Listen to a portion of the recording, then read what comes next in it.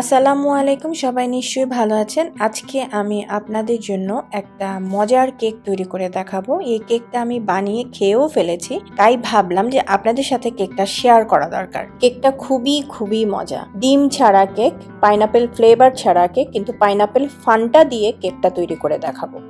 আশা করি আপনাদের কাছে ভালো লাগবে। ভালো লাগলে আমার চ্যানেলকে সাবস্ক্রাইব করবেন। প্রথমে আমি ক্যানের পাইনাপেল নিয়ে নিয়েছি 1 কাপ পরিমাণ, তার সাথে আধা কাপ দুধ নিয়েছি, আর এটা হচ্ছে বাটার এবং ভ্যানিলা ইমালশন। আর এখানে হচ্ছে বাটার এবং অয়েল। আধা কাপ বাটার নিয়েছি, নিয়ে আমি মাইক্রোওয়েভে একটু হালকা গরম করে নিয়েছি। যখন নরম হয়ে গেছে তারপরে আমি আধা কাপ তেল দিয়ে এটাকে ভালো করে মিশিয়ে নিয়েছি। প্লিজ কেকটা কিন্তু অবশ্যই বাসায় বানাবেন।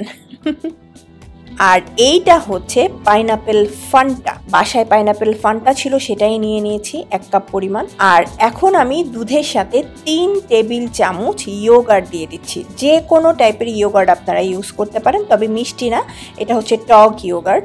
দুধের সাথে নিয়ে আমি ভালো করে ফেটে নিয়েছি। এখন এখানে আমি কি ইউজ করছি, এই যে বেকিং পাউডার, বেকিং সোডা, ময়দা, এই কয়েকটা জিনিসই যা দেখছেন এগুলা দিয়ে কিন্তু আজকে আমি কেকটা তৈরি করছি।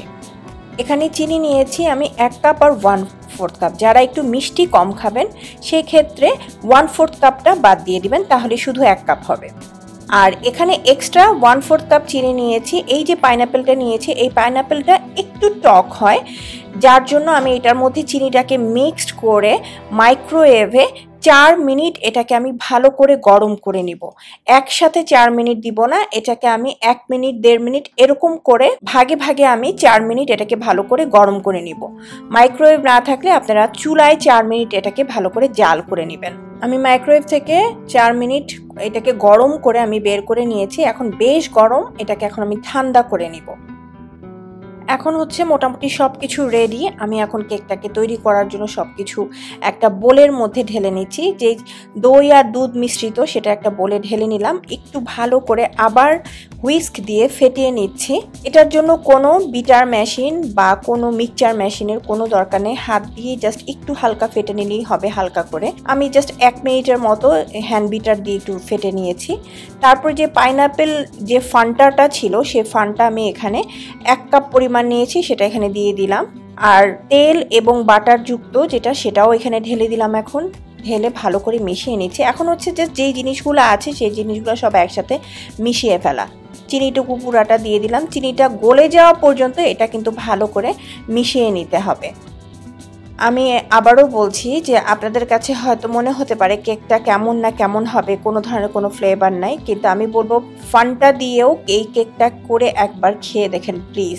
আপনাদের কাছে যদি পাইনাপেল এই যে কুচিটা মানে এটা যদি না থাকে, সেই ক্ষেত্রে আপনারা কি করবেন, বাসায় যদি এমনি নর্মাল আনারস বা পাইনাপেল থাকে বাজার থেকে কিনে নিয়ে আসা কাঁচাটা, সেটাও কিন্তু আপনারা ব্যবহার করতে পারবেন।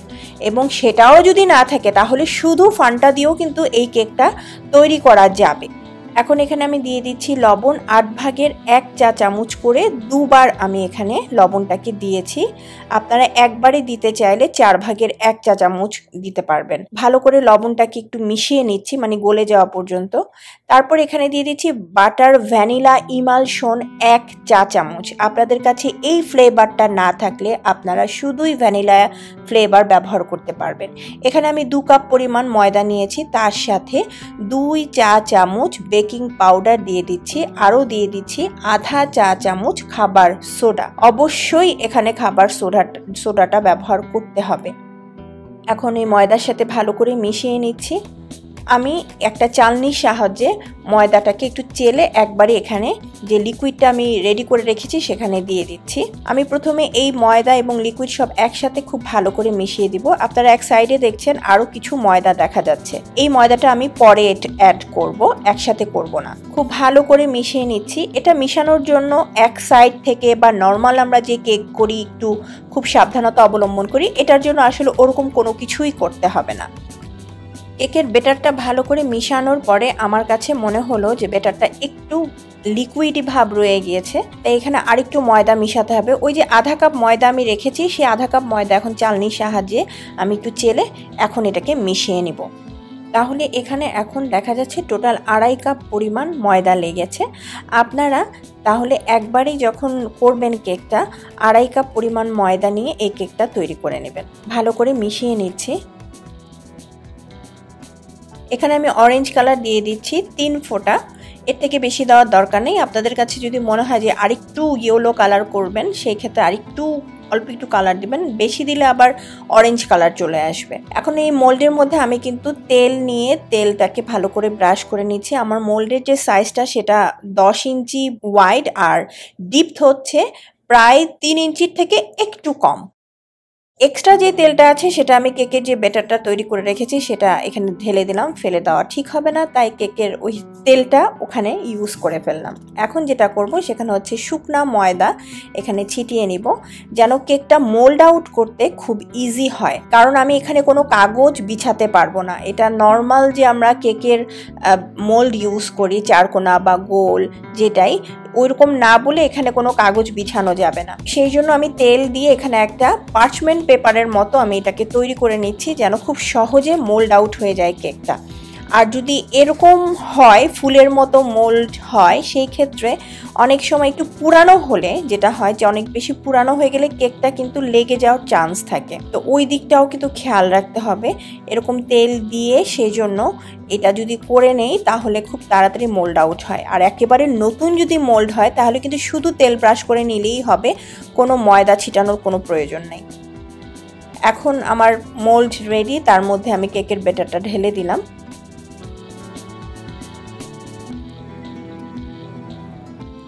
একটু ট্যাপ করে নিচ্ছি 2-3 বার, ভিতরে যে বাবুলগুলো আছে সেগুলো বের করে নেওয়ার জন্য। 350 ফারেনহাইটে আমি এটাকে 1 ঘন্টার জন্য বেক করে নিব। যখন 50 মিনিট হয়ে যাবে তখন আপনারা একটু চেক করে দেখতে পারেন যে কেকটা হয়েছে কিনা, কিন্তু আমার ওভেনে ঠিক 1 ঘন্টা লেগেছে এই কেকটা হতে। দেখেন কি সুন্দর একটি কালার এসেছে কেকের উপরের অংশটুকু ফেটে গিয়েছে। এখন আমি কিন্তু কেকটাকে মোল্ড আউট করব না, একটা কাপড় দিয়ে আমি ঢেকে রেখে দিচ্ছি, এই জন্যই কেকটা যেন ড্রাই না হয়ে যায়, ময়েস্ট ধরে রাখার জন্য। সেই জন্য আমি কাপড় দিয়ে ঢেকে রাখলাম। আপনারাও ঠিক একই কাজ করবেন। এটা একদম ঠিক রুম টেম্পারেচারে আসা পর্যন্ত আমি এরকম কাপড় দিয়ে ঢেকে রাখবো। কেকটা রুম টেম্পারেচারে চলে এসেছে, একদম হালকা হালকা একটু গরম আছে, যেটা কুসুম কুসুম যেটি গরমটা বলে। কেকটাকে মোল্ড আউট করে নিয়েছি। সো কেকটা মোল্ড আউট করার সময় যদি কোনো কারণে মনে হয় যে কেকটা আটকে যাবে, তাহলে আপনাদের কাছে যদি বাটার নাইফ থাকে অথবা কাঠি টাইপের নাইফের মতো যদি থাকে তাহলে সেটা দিয়ে একটু খোঁচা দিয়ে নেবেন, তাহলে কেকটা মোল্ড আউট করতে সুবিধা হবে। আমি হয়তো অনেক বকবক করছি তাই না? আপনাদের বোঝানোর জন্য আমি আসলে একটু বেশি কথা বলছি। এখন উপরে যে স্নোর মতো আমি এটা ফেলছি সেটা হচ্ছে জাস্ট চিনিটাকে গুঁড়া করে ব্লেন্ডারে তার উপরে ছাঁকনি দিয়ে আমি একটু চেলে নিচ্ছি। আর যদি আপনাদের কাছে আইসিং সুগার থাকে আপনারা সেটাও ইউজ করতে পারবেন। আর যদি আপনারা চান যে না দরকার নেই তাহলে কোনো দেওয়ার দরকার নেই, এটা দেখতে আরও সুন্দর লাগার জন্য আমি এই পাউডার সুগারটা ব্যবহার করেছি। কেকটাকে আমি কেটে দেখাচ্ছি। আমি কেকটা বানানোর পরে এতটাই মুগ্ধ হয়েছি, এতটাই মজা হয়েছে কেকটা, এটা আসলে এখন আমি ভিডিওর মাধ্যমে তো আসলে আপনাদেরকে বুঝাতে পারবো না, হয়তো আপনারা বাসায় কেকটা বানালেই বুঝতে পারবেন যে কেকটা কতটা মজা হয়েছে। এবং কেকটার ভিতরে টেক্সচারটাও খুবই সুন্দর হয়েছে, অনেক সফট হয়েছে। আমি বলবো বাসায় প্লিজ প্লিজ প্লিজ আপনারা একবার হলেও ট্রাই করবেন, আর কেমন হয়েছে বানানোর পরে আমাকে একটু জানাবেন। সবাই ভালো থাকবেন। আজকের এই কেকের রেসিপির আয়োজন আমি শেষ করছি এখানেই, কিন্তু তার আগে একটু খেয়ে নেই। খেতে খেতেই আমি বলছি আপনাদের রান্না বিষয়ক যদি কোনো কিছু জানার থাকে অবশ্যই কমেন্ট সেকশনে কমেন্ট করে জানাবেন, আমি চেষ্টা করব উত্তর দেওয়ার জন্য। তো সবাই ভালো থাকবেন, আল্লাহ হাফেজ।